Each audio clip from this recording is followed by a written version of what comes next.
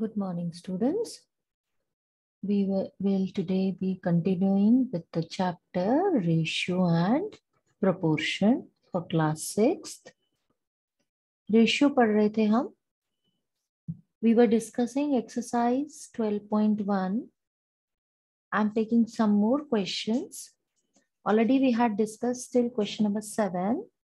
Question number 8 is, in a year, Seema earns rupees 1,50,000. तो आपने लिखना है earning is rupees 1,50,000 and saves मतलब savings. रुपीस को आप ऐसे भी लिख सकते हैं रुपीस 50,000. तो 50,000 इसने सेव कर लिया. तो एक्सपेंडिचर यानी कि स्पेंड्स कितना हुआ. शी स्पेंड्स, स्पेंडिंग्स भी लिख सकते हैं हम या एक्सपेंडिचर भी लिख सकते हैं. एक्सपेंडिचर मतलब खर्चा. टोटल अर्निंग मतलब जितना कमाया, सेविंग्स मतलब बचाया और एक्सपेंडिचर मतलब खर्चा. तो खर्चा कितना होगा, जितने इनकम थी या जितनी अर्निंग थी उसमें से सेविंग्स को अगर हम हटा दे तो हमारे पास आ गया एक्सपेंडिचर यानी कि 1 लाख. नाउ ए पार्ट है money that Seema earns to the money she saves. मतलब अर्निंग इज टू सेविंग्स. क्योंकि दोनों रुपीस में ही है तो अर्निंग है आपकी 1,50,000 इज टू सेविंग्स है आपकी 50,000. रुपीस हटा सकते हैं दोनों नेक्स्ट में क्योंकि सेम यूनिट्स हैं. थाउजेंड्स में भी 1,50,000 में 4 जीरोस और इसमें भी 4 जीरोस कैंसिल हो गया. तो ये आ गया 15:5. Again this is 3:1. 5 1s 5, 5 3s 15. B part money that she saves to the money she spends यानी कि सेविंग्स इज टू स्पेंडिंग्स लिख सकते हैं या एक्सपेंडिचर लिख सकते हैं. अब सेविंग्स थी 50,000 और एक्सपेंडिचर है 1 लाख. दोनों रुपीस में है, rupees cancels out. You have 50,000 is to 1 lakh. 4 zeros, यहाँ के भी 4 जीरोस कैंसिल आउट हो गए. 5:10 रह गया. 5 1s 5, 5 2s 10. तो इस तरीके से ये रेशियो निकल आए. इसी तरीके से आप 9th एंड 10th क्वेश्चन भी आराम से कर सकते हैं. 9th 10th and even 11th. 11th भी जैसे हमने शुरू में एक क्वेश्चन किया था गेम वाला, बास्केट फुटबॉल एंड टेनिस वाला, वैसे से मिलता जुलता है. तो आपको कैलकुलेशन अपने आप करनी है. जो भी अननोन गेम दिया हुआ है, if a student opts for only 1 game, ये दिया हुआ है इसीलिए कोई भी बच्चा 2 गेम्स तो खेल नहीं रहा है क्वेश्चन नंबर 11 में. तो आप माइनस करके आराम से रिमेनिंग स्टूडेंट्स जो टेबल टेनिस के निकाल सकते हैं. कमिंग टू क्वेश्चन नंबर 12, ये थोड़ा सा डिफरेंट है. Cost of a dozen pen is ₹180. This is question number 12. Cost of dozen pen.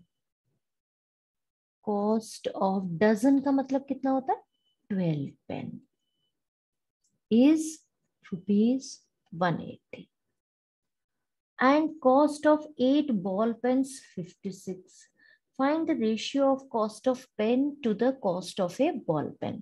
अब हमें एक पेन और एक बॉल पेन की कॉस्ट निकालनी है. तो पहले हम यहाँ पे से एक पेन की कॉस्ट निकाल लेते हैं. 12 पेन्स की कॉस्ट 180 है. तो 1 पेन की कॉस्ट कितनी होगी, 180 divided by 12. So this gives you 6 से कैंसिल करेंगे, 6 3s 18, 6 to the 12, that is rupees 15. And cost of, you are given 8 ball pen. कितनी दी हुई है? रुपीज 56. तो कॉस्ट ऑफ 1 बॉल पेन कितनी हुई? Rupees 56 divided by 8, that is rupees 7. अब हमें रेशियो निकालना है cost of a pen to the cost of ball pen. Now cost of pen ratio cost of a pen, cost of a ball pen will be rupees 15 ratio rupees 7. Rupees है, दोनों के unit same है, तो 15 ratio 7 आपका answer आ गया. Question number 13 में again आपको breadth of hall और लेंथ ऑफ हॉल दिया हुआ है और आपसे कहा गया है कि रेशियो है 2:5 and you have to complete the table. Again आप फ्रैक्शंस में जैसे इक्विवेलेंट फ्रैक्शंस का कॉन्सेप्ट यूज करते थे वही यूज करेंगे. Question number 14 is a bit different, इसको हम डिस्कस करेंगे. Divide 20 pence between Sheila and Sangeeta in the ratio 3:2. अब रेशियो है 3:2 and you know that 3 plus 2 is 5. तो 3 out of 5 पेन तो आ गए आपके शीला के पास. रिस्पेक्टिवली होता है, शीला का नाम पहले लिखा है तो शीला पहले और संगीता बाद में है, तो संगीता का 2 पार्ट्स होंगे. तो अब टोटल पेन्स कितने हैं हमारे पास? टोटल पेन है हमारे पास 20. तो number of pens with Sheela will be, देखिए 5 में से 3 तो 3/5 into 20, that means 12. 5 4s are 20, 4 3s are 12. And number of pens with Sangeeta,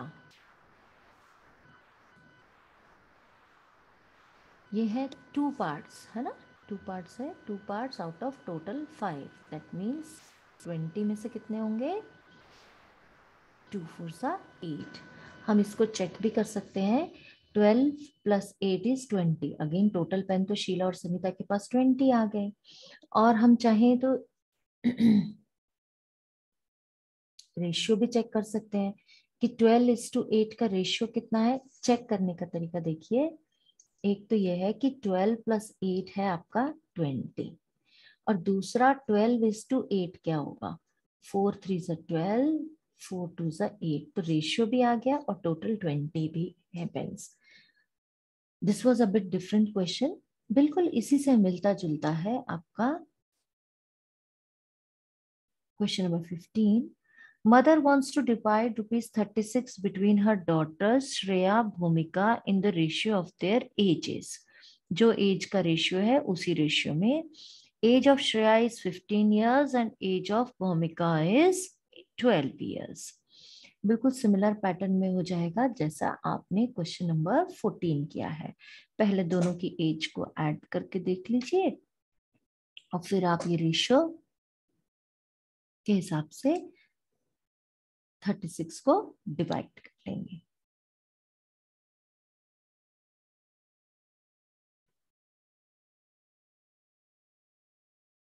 Question number 16. Present age of father is 42 years and that of the son is 14 years. Find the ratio of present age of father and present age of son, यानी कि 42:14. Age of father to the age of son when son was 12 years old. अब जब सन 12 years old था, अभी 14 है, 12 कब होगा? 2 साल पहले. तो 2 साल पहले फादर की भी एज को आप माइनस कर देंगे. ठीक है ना. इसको हम डिस्कस कर लेते हैं 16th का, specially B part. Present age तो आराम से हो जाएगा. Age of father to the son when the son was 12 years old. Now father की एज कितनी होगी जब son was 12 years old? It will be 42 minus 2 and here it is 14 minus 2, क्योंकि यहाँ हमें 12 चाहिए ना, तो यहाँ तो आ गया 12 और यहाँ आ गया 40. अब इस एज को, इसको आप रेशियो अपने आप फाइंड करेंगे. C part, age of father after 10 years to the age of son after 10 years. 10 साल बाद, आज तो 42 है तो 10 साल बाद क्या हो जाएगी? +10. ये 14 years है सन, तो क्या हो जाएगी? +10. दोनों में +10 किया आप तो वी गेट 52:24. ये रेशियो भी आप अपने आप फाइंड करेंगे. D part, age of father to the age of son when the father was 30 years old. अब प्रेजेंट एज फादर की 42 है और हमें चाहिए 30. 42 में से क्या माइनस करेंगे कि 30 मिलेगा? हमें 12 माइनस करेंगे तभी हमें 30 मिलेगा. तो अब हमें सन की एज से भी 12 माइनस करना पड़ेगा. तो हेयर वी गेट 2. तो ये रेशियो भी अब आप आराम से अपने आप फाइंड कर सकते हैं. आई होप ये कॉन्सेप्ट्स आपको समझ में आए होंगे. अगर फिर भी आपको लगता है कि कोई डिफिकल्टी है आपको, तो you can very well ask me. Thank you.